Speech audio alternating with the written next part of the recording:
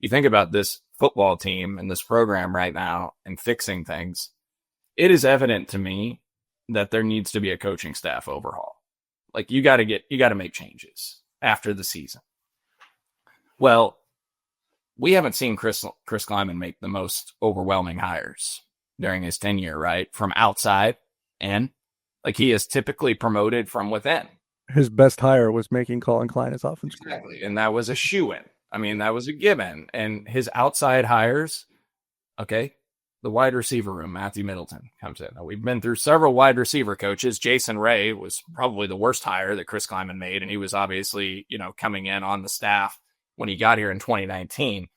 Wide receivers have consistently been a problem. Well, now their drop rate, worst among Power 4 schools last year at 11.9%, has somehow increased to a 13.5%. And only Michigan and Iowa have a higher drop rate among Power 4 schools, according to Pro Football Focus. All right. So wide receivers, problem. Like the outside hires that Kansas State has made have not been all that impressive. And so we think about making staff changes after the year. Do we trust Chris Kleiman to make a hire like Brent Venables just did, like a unique hire from somebody he's not maybe as familiar with, where he gets creative and is like, I'm going to go hire that guy. He is an up-and-coming offensive coordinator, or he is an up-and-coming defensive coordinator, and I'm going to bring him on my staff. I've never worked with him. I hear great things. I'm going to go that route. No. I don't trust that to happen. And so that's why I'm concerned about the ability to fix this. Right, DY? Yeah, he's not going to do that. He will hire someone that maybe someone on a staff would recommend that they've worked with before, right? Because I think that's happened. It's like Van Malone worked with this guy, recommended him. Buddy Wyatt worked with this guy, recommended him. Joe Klinman Matt Wells worked with this guy, recommended him. I think that's the most distant that you get in terms of a hire. Yeah, Cole, it's a very valid point. Like, I very much respect Chris Kleiman. I think he's done a lot of great things here. I mean, that's probably something that also should be mentioned. Like, having this sense of like dread over the future and what's coming because of how important all this is right now does not mean that you're not grateful for everything that Chris Kleiman has accomplished. And I'm not taking away that sometimes promoting from within is absolutely the right move. Like with Colin Klein, that was a home run. So sometimes that does work out, but in general, yeah, that has been the way things have gone, and it doesn't look like right now that is going to be the way to get this thing fixed. So I think it's very valid to say, hey, things that have worked in the past in a different environment, by the way, it was a different time in 2022, probably the way they felt that they could coach guys because things have changed so much with the portal and NIL. Even since 2022, the current atmosphere that we're in, like things have changed a lot since then. It's a different deal. So to have some concerns doesn't mean that you're saying, hey, I don't appreciate that Chris Kleiman has basically given K-State an 8-win floor over the last 6 years. I definitely do. But I'm not going to go to bed in 2028 and be like, oh, I'm sleeping great because K-State had an awesome 2022 when you're losing 59-10 to North Texas and you're not in a Power 4 league anymore. Like that's the difference here, and that's the thing. And you have to realize that. You have to realize it's different than 2004, right? Like Bill Snyder has a bad year, and fans, I'm sure, were frustrated and upset then, but you didn't have this looming existential dread in 2004. We were still 6 years away from even the first Big 12 conference realignment dust up happening. So it's a different time in college athletics. You got to meet the moment.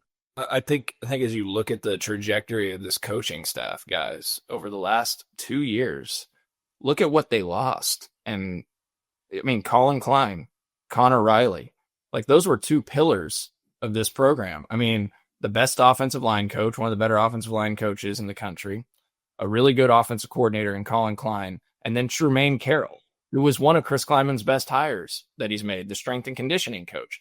Look what they've lost over 2 years. The trajectory, especially on that offensive side of the football, is headed downward in terms of what they've replaced with. Look, I thought Matt Wells was going to work out. Maybe he still figures it out and fixes it, but there are no answers right now. I also understand it's not easy to call plays when your offensive line looks as awful as they do up front. Yeah. That's an issue in itself as well. I liked Brian LePack. So I sit here now, I'm like, oh, they need new blood, etc. I mean, I I liked Lepak. I thought Wells would work out too. Right now, it's not working out for either one of them. Like those positions, that left side of the football is a complete train wreck. Defensive side, you've had a continuity factor in play where everybody's still there, but you've had too much continuity in my mind. You need a change there in some spots. And so, I mean, I just point that out because, I mean, that's big losses, guys. Klein, Riley, Tremaine Carroll. Mm-hmm. I wonder about the toughness thing, and Tremaine Carroll's been gone for a few months. We know he held a lot of that culture together, right? I mean, that was part of the big foundation of what the decision was to hire Tremaine Carroll.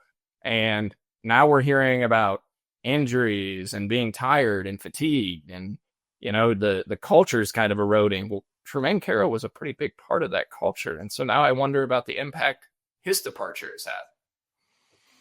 That's fair. It felt like the slide started before his departure, but it's fair.